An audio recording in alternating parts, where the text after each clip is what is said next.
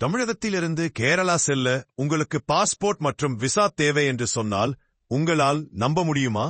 ஆம், இந்த ஒரு மனிதர் இல்லை என்றால் அது இன்று நடந்திருக்கும். அவர்தான் நம் பாரத நாட்டின் இரும்பு மனிதர் என்று அழைக்கப்படும் சர்தார் வல்லபாய் படேல். பிரிட்டிஷ் நம்மை ஆண்டு கொண்டு இருந்தபோது இப்பொழுது இந்தியாவில் இருக்கும் சில இடங்களை தான் பிரிட்டிஷ் நேரடி கட்டுப்பாட்டில் வைத்திருந்தார்கள்.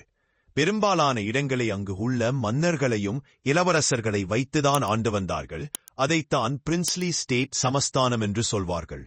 அப்படி மொத்தம் 565 சமஸ்தானம் நமது பாரத நாட்டில் இருந்தன. 1947 நமது பாரதம் சுதந்திரம் பெற்ற பிறகு இந்தியா பாகிஸ்தான் என்று இரு நாடுகளாக பிரிகிறது. அப்பொழுது பிரின்ஸ்லி ஸ்டேட்களுக்கு 3 தேர்வுகள் இருந்தது. இந்தியாவுடன் சேரலாம், அல்லது பாகிஸ்தானுடன் சேரலாம், அல்லது தனிநாடாக இருக்கலாம் என்று. இதனால் நமது பாரத நாடு 565 துண்டுகளாக உடையும் அபாயம் இருந்தது. இது பிற்காலத்தில் நமக்கு மிகப்பெரிய பிரச்சனையாக அமைய இருந்தது. சமஸ்தானங்கள் இந்தியாவுடன் தயக்கம் தெரிவித்தது. காரணம், அவர்கள் மன்னர்கள் தங்களுக்கு என்று சட்டம் வகுத்து வாழ்ந்து வந்தவர்கள். இந்தியாவுடன் சேர்ந்தால் அவர்களுக்கான உரிமை, பாரம்பரியம் எல்லாம் போய்விடும் என்று பயந்தார்கள். இந்த மிகப்பெரிய பிரச்சனையை தீர்க்க வந்தவர்தான் சர்தார் வல்லபாய் பட்டேல். சர்தார் வல்லபாய் பட்டேலும் வி.பி. மேனோனும் சேர்ந்து ஒரு ஒப்பந்தத்தை உருவாக்கினார்கள். அந்த ஒப்பந்தம்தான் இன்ஸ்ட்ருமெண்ட் ஆஃப் அக்செஷன், இணைப்பு ஒப்பந்தம்.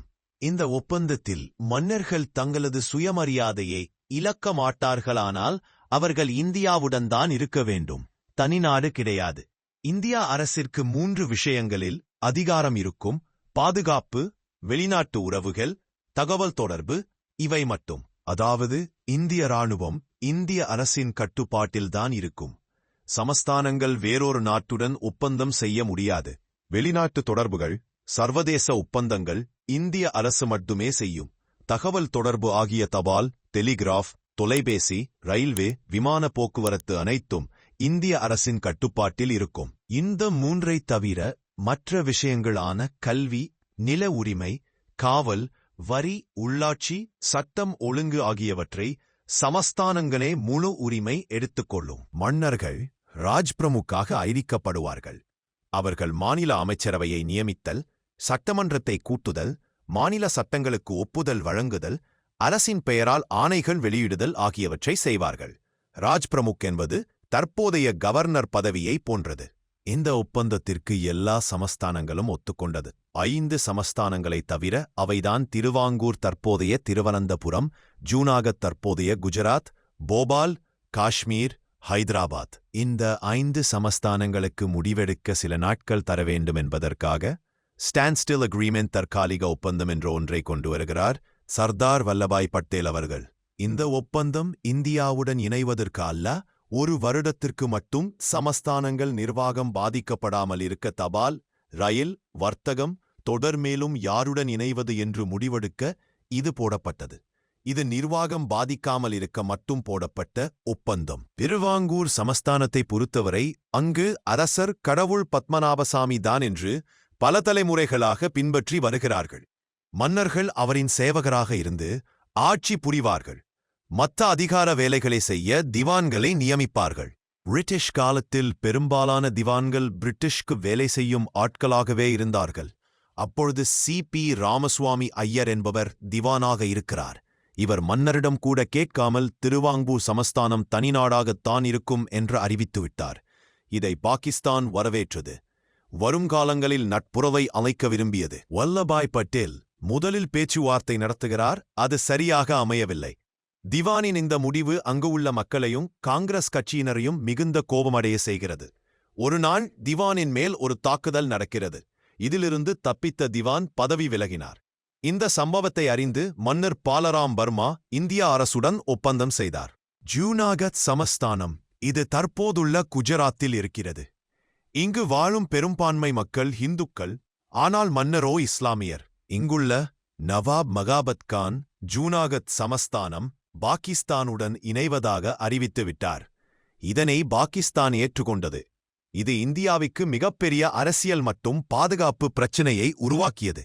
ஆனால் அங்கு உள்ள மக்கள் போராட்டத்தில் குதித்தனர். இதனால் அங்கு தற்காலிக மக்கள் அரசு ஒன்று உருவானது. நவாபால் ஒன்றும் செய்ய முடியவில்லை. மக்களிடமிருந்து தப்பித்து அவர் பாகிஸ்தானிற்கு சென்றார். இப்படி ஜூனாகத் சமஸ்தானமும் இந்தியாவுடன் இணைந்தது. போபால் சமஸ்தானத்தில் மக்கள் பெரும்பான்மையானோர் ஹிந்துக்கள், ஆனால் மன்னரோ இஸ்லாமியர். போபாலில் நிலப்பரப்பும் பாகிஸ்தானிவுடன் இணையா சாத்தியமில்லாததாக இருந்தது. மக்களும் போராட்டத்தில் இறங்கினர். இந்திய அரசும் அரசியல் ரீதியாக பெரும் அழுத்தம் தந்தது. இதனால் அங்குள்ள நவாப் ஹமீதுல்லா கான் வேறு வழியில்லாமல் இந்தியாவுடன் இணைந்தார். காஷ்மீரை பொறுத்தவரை அங்கு வாழும் பெரும்பான்மை மக்கள் இஸ்லாமியர்கள். மன்னரோ ஹிந்து. மன்னர் ஹரிசிங் காஷ்மீர் தனிநாடாக இருக்கும் என்று முடிவெடுத்தார். இதனை வரவேற்ற பாகிஸ்தானும் சில ஒப்பந்தங்களை அவருடன் போட்டது.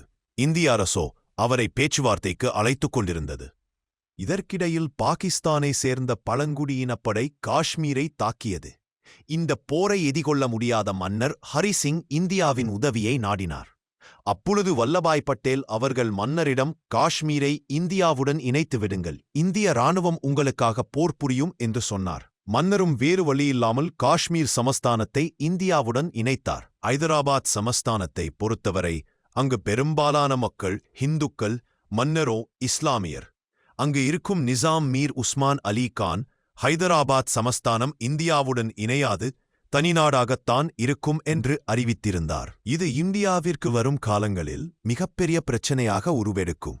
மேலும் நிஜாம் பாகிஸ்தானிவுடன் இரகசிய உறவும் வைத்திருந்தார். நிஜாம் ரசகார் என்ற ஒரு ஆயுதப்படையை வைத்திருந்தார்.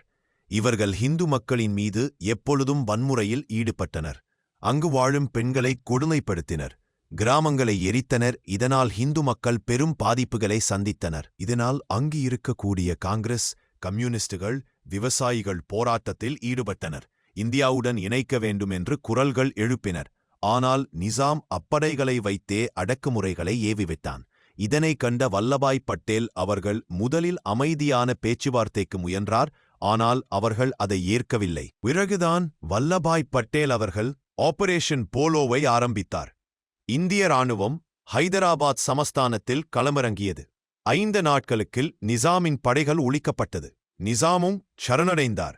இந்தியாவுடன் ஹைதராபாத் சமஸ்தானத்தை இணைக்க கையெழுத்திட்டார். கடைசியாக ஹைதராபாத் சமஸ்தானமும் இந்தியாவுடன் சேர்ந்தது. தேவைப்படும்போது சமஸ்தானங்களுக்கு நம்பிக்கையும், தேவைப்படும்போது பேச்சுவார்த்தையும், சில சமஸ்தானங்களுக்கு அரசியல் அழுத்தத்தையும், சில சமஸ்தானங்களுக்கு இராணுவ நடவடிக்கையும் எடுத்து இப்படி சிறு குறு நாடுகளாக இருந்த நமது பாரதத்தை ஒரு நாடாக இந்தியா என்று மாற்றிய இரும்பு மனிதர்தான் சர்தார் வல்லபாய் பட்டேல். இவரை இந்த பாரதம் என்றும் நினைவில் கொள்ளும். மீண்டும் அடுத்த வீடியோவில் சந்திக்கிறேன். நன்றி. ஜெய் ஹிந்த்.